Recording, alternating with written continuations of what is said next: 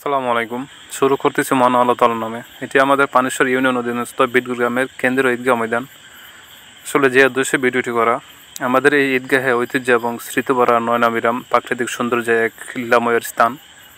শত বছর ধরে শত শত মানুষের উপস্থিতি নিয়ে আয়োজন হয় আমাদের দুই ঈদের জামাত এবং জানাজার নামাজও অনুষ্ঠিত হয়ে থাকে এখানে।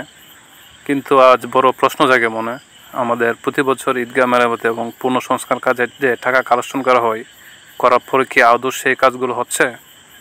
আপনারা লক্ষ্য করবেন, ঈদগাহের দক্ষিণ দিকে এবং উত্তর পশ্চিম কোণায় যে ভাঙ্গনের সৃষ্টি হচ্ছে, ধীরে ধীরে তা প্রকট আকারে ধারণ করতেছে।